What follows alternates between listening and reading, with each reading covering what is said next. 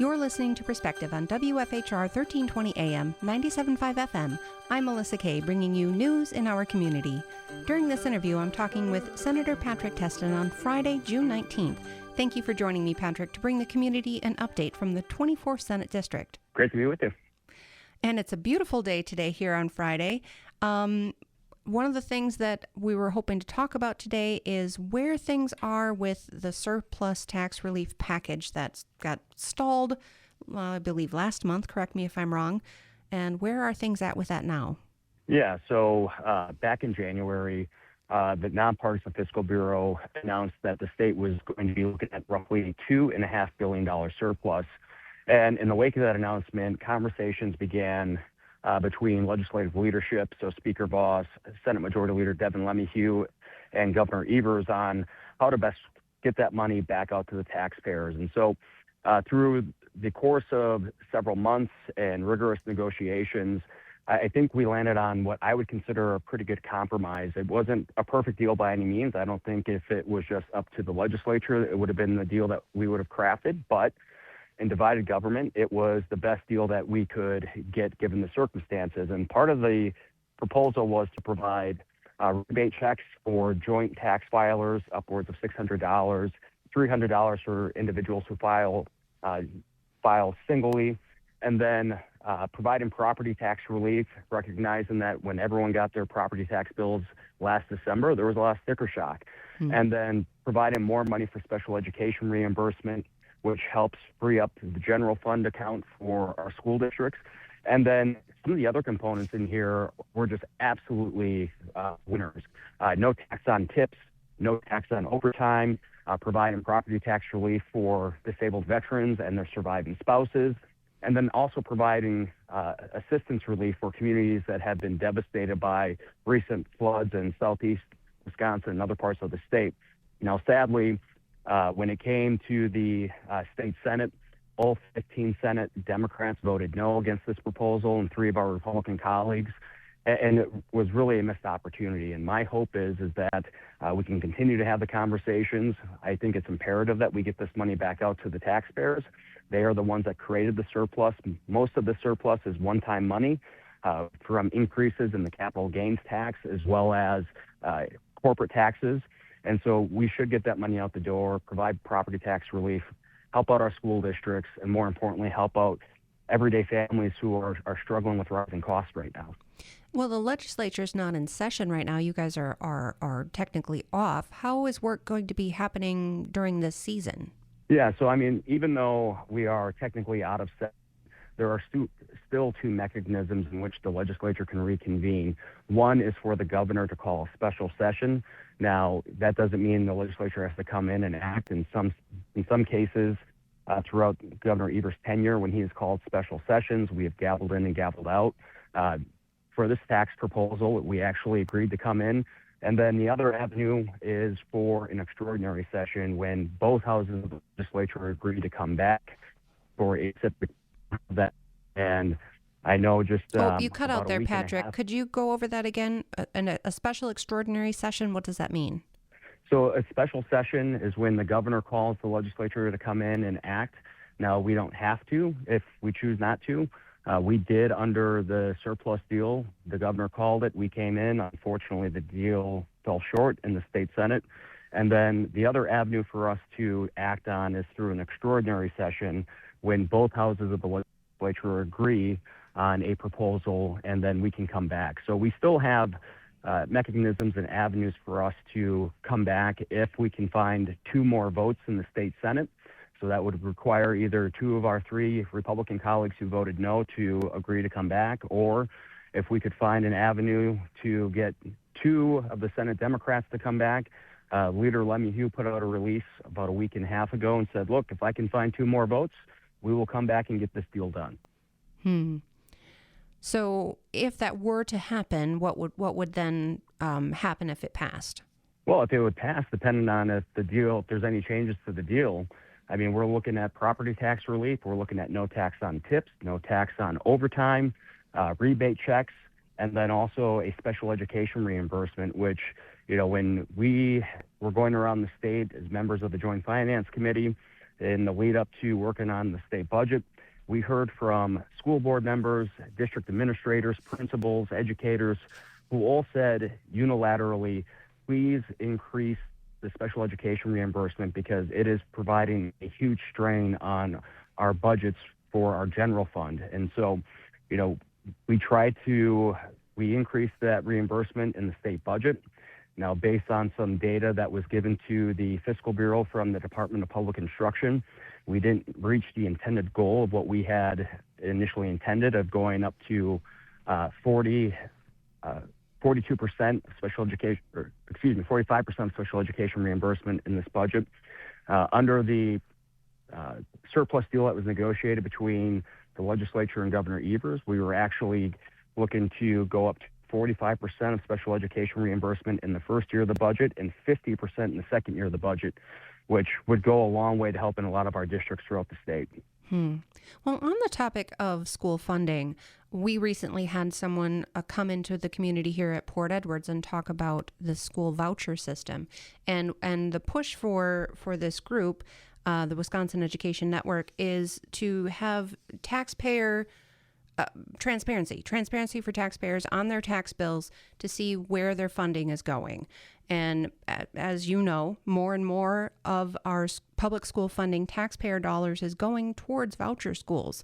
I know that there was an attempt to have the legislature require that on all tax bills across the state. That didn't happen. Can you talk about that a little bit? Well, it's a proposal that's never going to go anywhere, and I don't support it. I am a strong proponent and always will be of allowing parents to send their sons and daughters to a school system that works best for them. And by and large, this narrative that we are funding two school systems, it's completely erroneous. Because when you take a look at the choice and charter programs, per pupil, they actually spend less than the average student in our K-12 education classrooms, and yet they are under stricter scrutiny. They get audited more than their counterparts in the public K-12 system, and yet at the same time, their results are oftentimes better than their peers in the public education system. And so I think it's imperative that we continue to fund this. Wisconsin has been a leader on this front, going back to Governor Tommy Thompson, when this was actually a bipartisan supported proposal, back when Democrats actually believed in providing options for students, especially in places like Milwaukee and Racine, Kenosha. And it's a program that has continued to expand statewide. And when you take a look at some of the great success stories, especially here in places like central Wisconsin, I look at the Bocelli Catholic School System, Assumption, and others, they are doing a phenomenal job. And we should be doing everything that we can to provide parents pathways and opportunities for their students to get the best education as humanly possible. Except that private schools don't have the same requirements as public schools do to report to their parents. They don't have the same the teacher licensing requirements and the funding. I'm confused why you don't think taxpayers deserve to know where their funding is going. In Port Edwards School District, for example, the funding from taxpayers was over $2.5 million, but $422,000 of those dollars didn't go to Port Edwards schools. It went to other schools. Well, I would push back and say that all curriculums have to be approved by the Department of Public Instruction. They get audited more than the public schools do. And so this idea that somehow these are unaccountable, that's erroneous. And I don't believe that. Well, I can speak from personal experience, Senator Testin, because I attended a private school when I was a student, when I was in grade school. And then I taught at a private school for 3 years, from age 19 to 22. And I wasn't licensed. So it does happen. Okay. Just speaking from personal experience. So I just want you to know that it does happen. Okay. Well, let's take a brief pause here to hear from our sponsors. I'm Melissa Kay talking with Senator Patrick Testin, and you're listening to Perspective on 1320 AM, 97.5 FM, WFHR. Welcome. You're listening to Perspective on WFHR 1320 AM, 97.5 FM. I'm Melissa Kay, bringing you news in our community. I'm speaking with Senator Patrick Testin, and where we left off, we were talking about the school voucher system, and I have a different personal experience than you have had growing up in the state, and it's okay for us to have differences and talk about them. Yeah, absolutely. Well, let's dive into now a happy topic, June Dairy Month. It is the time of the year where we celebrate all things dairy, and I suffer over here with my lactose intolerance, but that's okay. What do you like about June Dairy Month, Senator Testin? Well, what I love about June Dairy Month is it's our opportunity to show our thanks for the hardworking men and women who support our dairy industry. It's why Wisconsin is America's dairy land. It contributes nearly $55 billion annually to our state's economy, and that doesn't even account for all the ancillary jobs and support industries that help it. And so it's really an opportunity to support. If you get the opportunity to go out to a dairy breakfast, I know the Dairy Berry Breakfast happened today here in Wisconsin Rapids. We got the Cranberry Blossom Parade, which, another time to which I'll be at the parade on Sunday in Wisconsin Rapids. It's a great chance to farm in their communities to learn more about the dairy industry. And, this is certainly an industry as well that has faced significant challenges in recent years. And hopefully, if we can get some young kids out there, and maybe it might spark an interest, and we might have the next generation of Wisconsin dairy farmers coming up through the ranks and making sure that we continue to hold strong to that moniker that we're America's dairy land. And those dairy breakfasts they're excellent. Most of them are they're pancakes. You get your full service breakfast. Obviously, lots of dairy choices. Some of them even have cheese curds. And what is your favorite thing to have at a dairy breakfast? You can't beat fresh cheese curds, although I have to say, especially during June when we're in the midst of parade season and it's hot and things are heating up out there, I am a sucker for ice cream and frozen custard. Aren't we all? Just some of us too are much upset digestive systems, but that's okay. It's worth it, honestly. Another thing that you like to do, and do you do this once a month, these on-the-job stops? Yeah, so once a month I've been doing my on-the-job series almost once a month. Sometimes we have to take a little break here and there depending on the schedule, but going out and work a different job in the district for a day. And I just got to do one on Monday. I was working with a hood cleaning company, so Badger Mobile Cleaning. The owner of the company, he started this company about 3 years ago, services companies all across the state of Wisconsin. He's NFPA certified, one of the only ones in the entire state. And I don't think a lot of people realize, how vital and critical these hood units are in commercial kitchens. I mean, they are what extract the grease, which is why it's so critically important to make sure that they are properly cleaned and maintained to help reduce the potential risk of grease fires. And so this was actually probably one of the dirtier jobs that I've done. I got to throw on basically a raincoat and gloves and goggles and got the power washer and degreaser. And it was messy. And I would be remiss if I didn't mention that I definitely smelled like a French fry by the end of the day.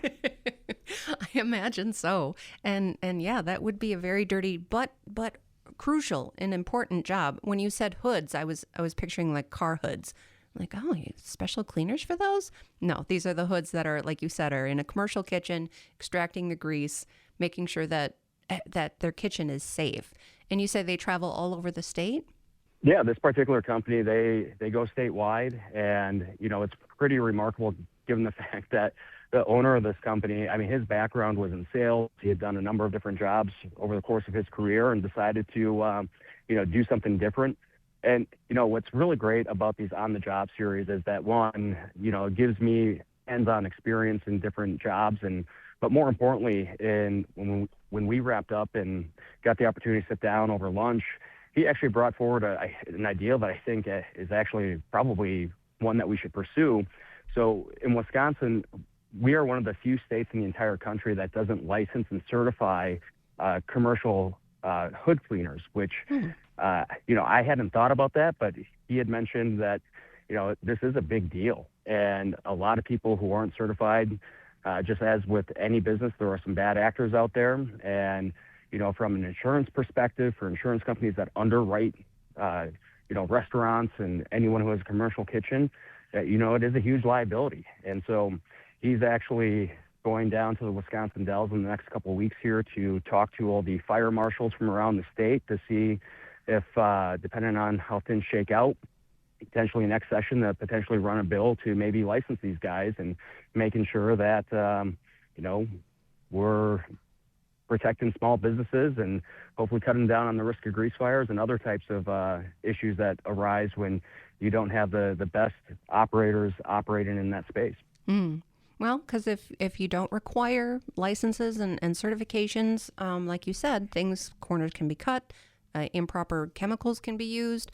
And yeah, that would be a fire risk for sure, because nobody wants a grease fire. No, not at all. Well, another thing that you've been working on hard here, I believe you got voluntold to be on the campaigns committee. Help me understand what you're doing with campaigns right now. Yeah. So back in March, the Senate Majority Leader, Senator Devin LeMahieu from the Oostburg area over on the eastern side of the state, announced that he was not going to seek re-election. And so historically, it's always been the Senate Majority Leader that sort of gets tasked during campaign seasons to oversee the Committee to Elect a Republican Senate, which is the campaign arm for our caucus. So they're charged with recruiting candidates, raising funds, developing the strategy, the campaign messaging.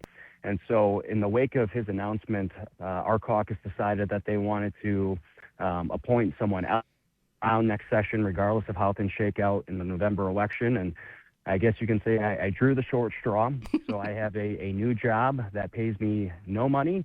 And I'd be joking if I said there's no stress involved. But it's, obviously we're going into what's going to be a very raucous campaign season. It seems like that's just the modus operandi now for the state of Wisconsin, and a state that's relatively 50-50. And, I'm really excited, though, at the prospect, because while we've had 6 retirements announced in the state Senate, I think it provides an opportunity to get new voices, new leadership, new perspectives to come into the Senate. And, I'm ever optimistic that, with the team that we have in place and the candidates that we have who are up for re-election and running in some of these seats, that we've got some of the strongest candidates that I've seen in my tenure in the state Senate. And so it's going to be a very busy summer. In fact, after I got elected into this new role, I joked with my wife, although I don't think it was actually probably a good joke, that I'm going to be living out of a suitcase for the next several months as I crisscross the state helping our team and our candidates. But it's work that's done, and I'm excited and looking forward to this opportunity to test our mettle and hopefully do what we can to have a successful November election season. And you mentioned that it seems to be how it is now, that these election cycles have to be, that they're, for lack of a better word, it's a lot of mudslinging and nastiness. Do you ever see that changing? I would love to be honest with you, because it does wear on people. And I think everyone gets a little bit of fatigue set in, especially when we get into September and October, and of course the final weeks of the campaign, where people are just being inundated with ads and digital messages and mailers and radio, TV. I mean, you can't go anywhere without hearing about campaign season, and oftentimes, as you alluded to, it can get ugly. But what we're trying to do and what we're trying to focus on are the issues at hand.